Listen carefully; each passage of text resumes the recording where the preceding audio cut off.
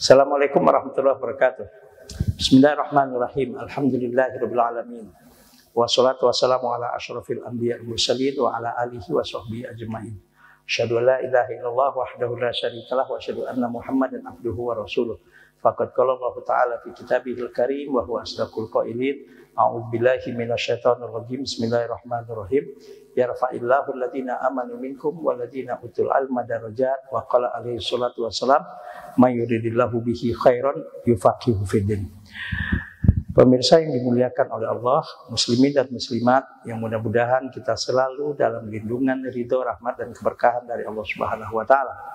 Saya Haji Faisal Muhammad Ali bin LCMA, pengasuh Pondok Pesantren Nurul Ilmi Bojonggede Bogor, dan alhamdulillah dalam waktu yang sangat terbatas ini akan sedikit memberikan informasi tentang profil Pondok Pesantren Nurul Ilmi Bojonggede Bogor. Alhamdulillah sejak tahun 2013 ya kita mendirikan Pondok Pesantren Nurul Ilmi ini yang sampai saat ini sudah meluluskan untuk tingkat aliyah. Ya, kita program 6 tahun yaitu 2 angkatan. Angkatan pertama yaitu 26 santri, angkatan kedua yaitu 30 santri. Dan insya Allah angkatan ketiga tahun ini yaitu tahun ajaran 2020-2021 insya Allah kita akan meluluskan sebanyak 34 santri putra dan putri. Pondok Pesantren Nurul Ilmi ini didirikan yaitu atas saran kepada saya langsung sebagai santri beliau waktu di pesantren dulu, yaitu oleh Profesor Kiai Haji Syukron Makmun, yaitu pengasuh Pondok Pesantren Darul Rahman. Saya alma mater angkatan kelima, lulus tahun 1984 di Pondok Pesantren Darul Rahman. Dan alhamdulillah atas saran beliau, ketika beliau kita undang ke Nurul Ilmi ini, kita waktu itu masih ada baru Majlis Ta'lim Nurul Ilmi dan TPA ya, tapi atas saran beliau menyarankan, saya disarankan dan dianjurkan waktu itu oleh beliau untuk memulai merintis yaitu program sanawiyah dan aliyah Nurul Ilmi. Dan alhamdulillah tanggal 26 Agustus 2013 kita sudah mendapatkan izin operasional pesantren. Dan tahun selanjutnya tahun 2014 alhamdulillah kita sudah mendapatkan izin operasional Madrasah Sanawiyah Nurul Ilmi, dan juga setahun setelah itu kita mendapatkan akreditasi. Dan juga untuk program Madrasah Aliyah Pondok Pesantren Nurul Ilmi pun tahun 2019 bulan Juli yang lalu ya, tahun yang lalu kita juga sudah mendapatkan izin operasional dari Kementerian Agama. Alhamdulillah tahun ini ya insya Allah kita sejumlah santri putra dan putri semuanya ada 330 santri untuk tahun 2020 ini. Nah, jadi kapankah Pondok Pesantren Nurul Ilmi didirikan? Yaitu tahun 2013, dan alhamdulillah sudah meluluskan untuk tingkat aliyahnya yaitu 2 angkatan. Nah, kurikulum yang kita gunakan di Pondok Pesantren Nurul Ilmi ini adalah kurikulum ya Kementerian Agama, karena kita ikut ujian ya sebelum UN ini dihapuskan tahun 2020 kemarin ini. Nah, kita ikut program yaitu Madrasah Sanawiyah dan Aliyah, program kurikulum Kementerian Agama. Dan juga kita ada program kurikulum tersendiri yaitu kita mengadopsi dari kurikulum Kontor dan juga dari Darul Rahman, dan juga kita ada kurikulum kitab kuning ya, kitab-kitab turos.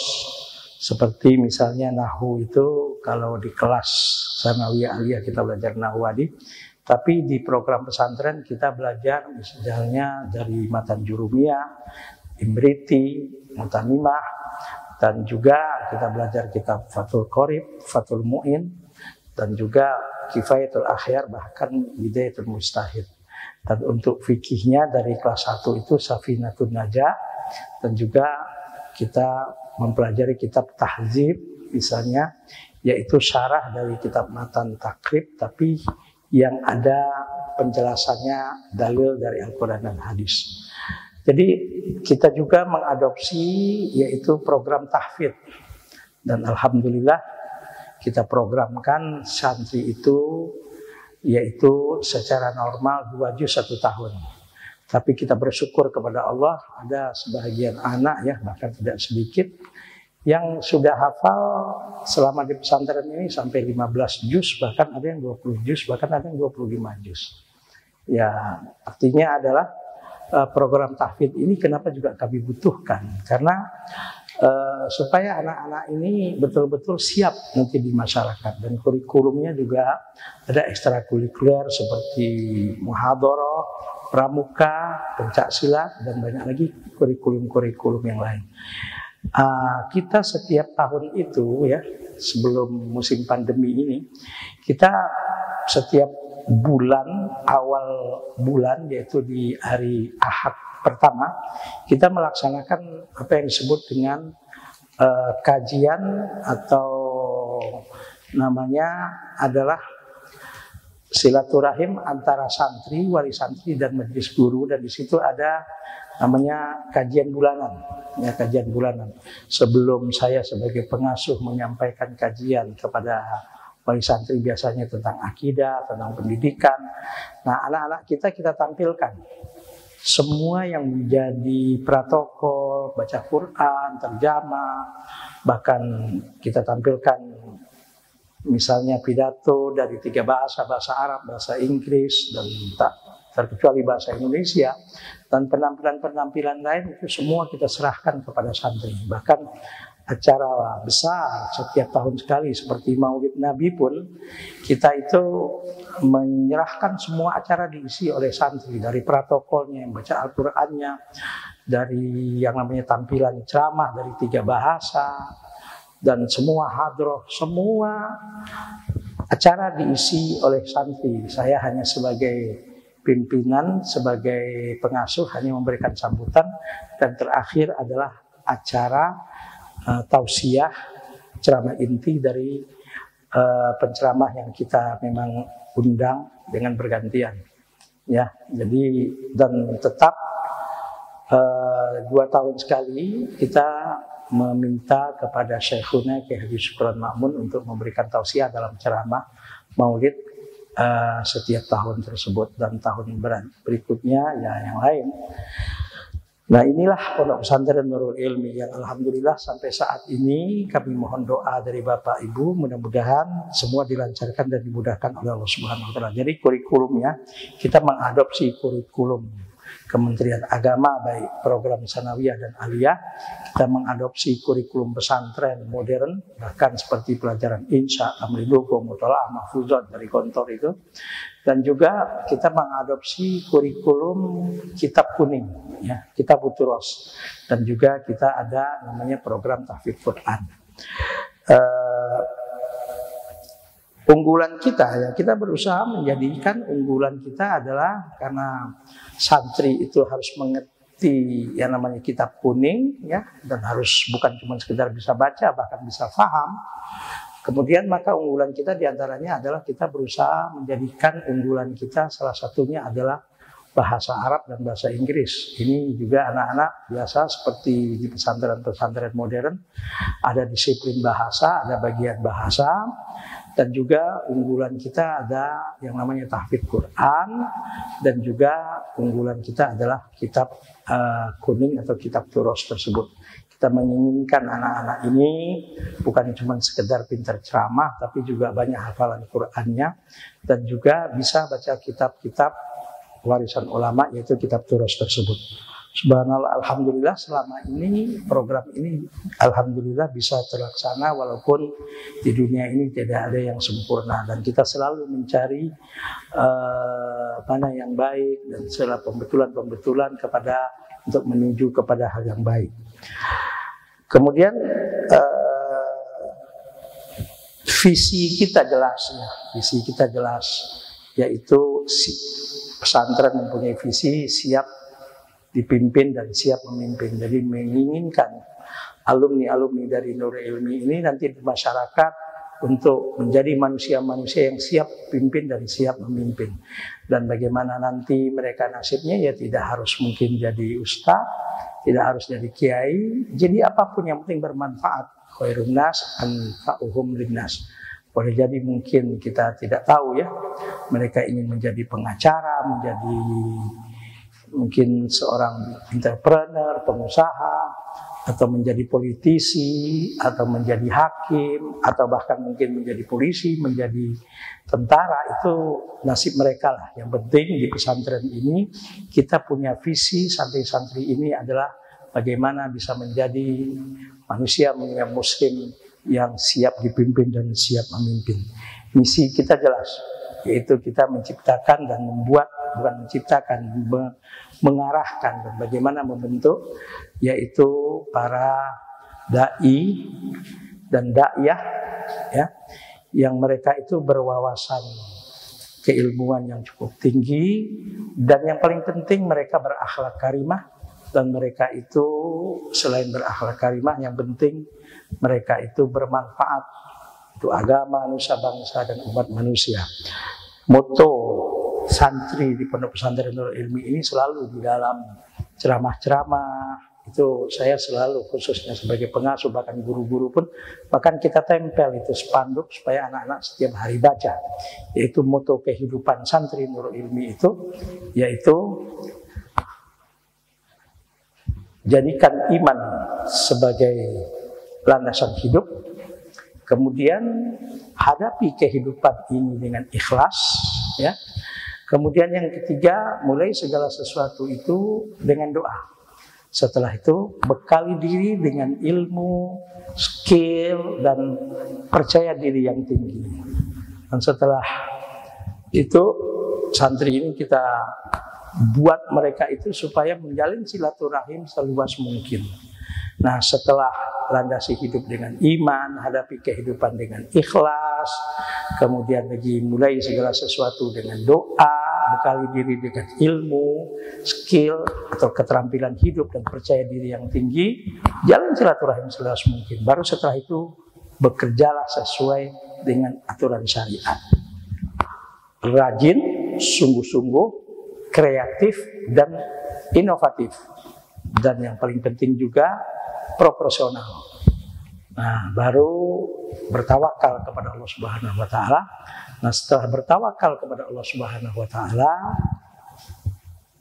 akhlak karimah itu tetap dijaga. Nah, kalau ini sudah dilaksanakan, insya Allah ya, mudah-mudahan kesuksesan dan ridho Allah mudah-mudahan selalu bersama kita.